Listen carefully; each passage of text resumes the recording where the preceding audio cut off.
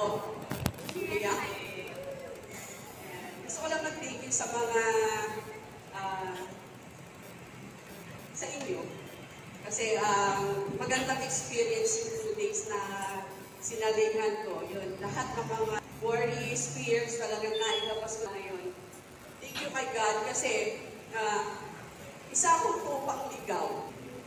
Tupa akong ligaw na inaaki ako ng mother ko nung nabubuhay siya.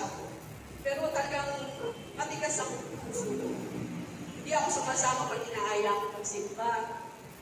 Talagang sa aming 3 magkapatid, hindi ako naging huwarang ate. Talagang, imbis na maging guide ako sa mga kapatid ko, baliktad, sila yung parang mas nakakatanda sa akin. Ang hinalaga ako. Tapos, dumating sa times na maraming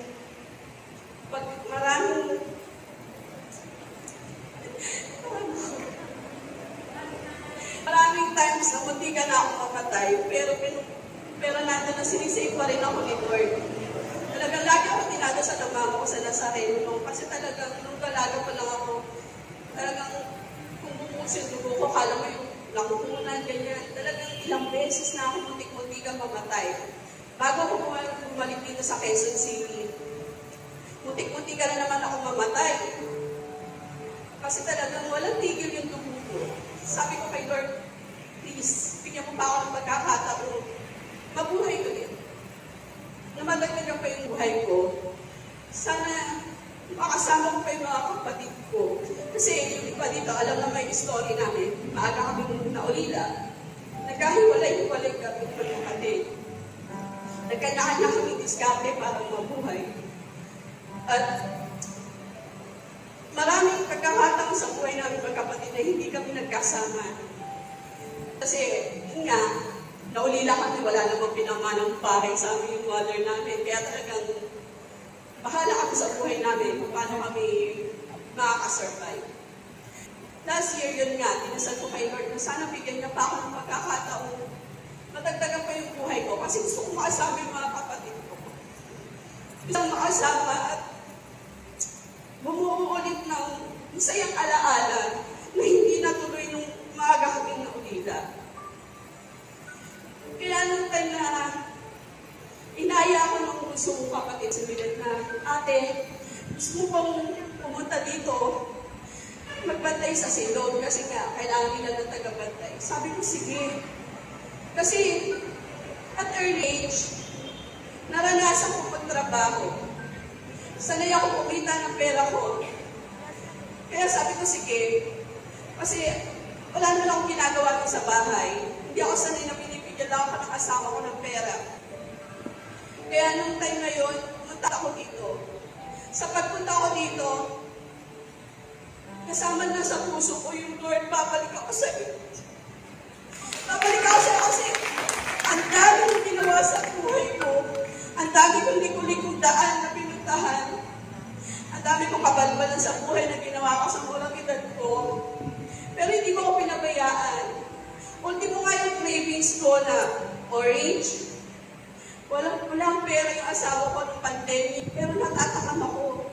Pero saglit lang, nagkaroon agad ako ng orange. Matay niyo yun. Alam ni Lord, lahat ng pangangailangan ko, binibigay niya. Kaya sabi ko, tutungan mo lang yung buhay ko. Pagbalik ko, na makasama yung mga kapatid ko, magsiserve ako sa iyo. Pero ito na nga, maraming lang talaga.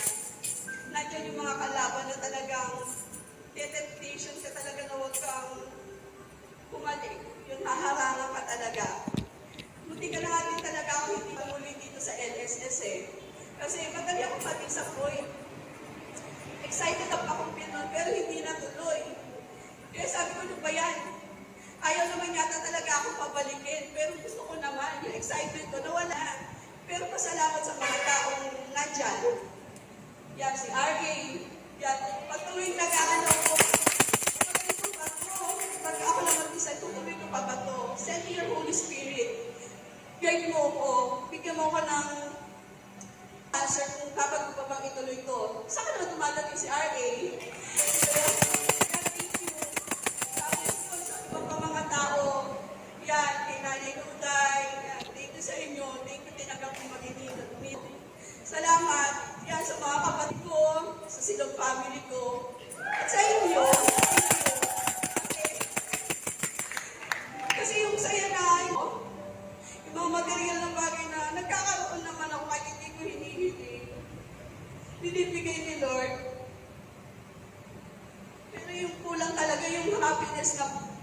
niya. Yun siya lang yung talaga makakapag-ano. Kaya, sa babalik dito, Lord, tutuloy na ako. Sabi nga ng kapatid ko, lahat ng worries mo, hindi mo kakayanin yan kung ikaw, let go and let God. Kaya nung time na nagpapagtisip tayo, una pinipigilan ko pa eh. Sabi ko, kaya ko matatag ako kasi sabi nga ako yung palaban eh. Hindi ako magpapatumbala ng ganyan, di ba? Pero nung talaga naisabi na ng kapatid ko, let go and let God, talagang wala, parang inano na yung mga binti ko, talagang wala na, talagang bahala. Alam mo naman yung mga pinagdaanan ko sa buhay, yung mga nakatalim pa sa puso ko sakit. Sa'yo na yan, bahala ka na dyan.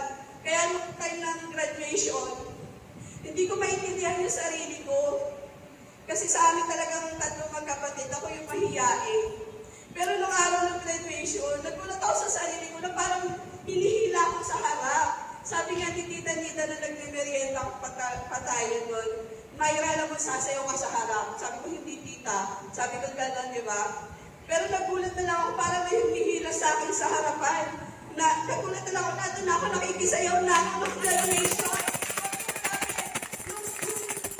Yung kutsilyo nakaano, hindi nga lang kutsilyo eh. Kita, talagang hinugot na ni Lord. Talagang nagulat ako, nato na ako sa harapan, nagsasayaw ako.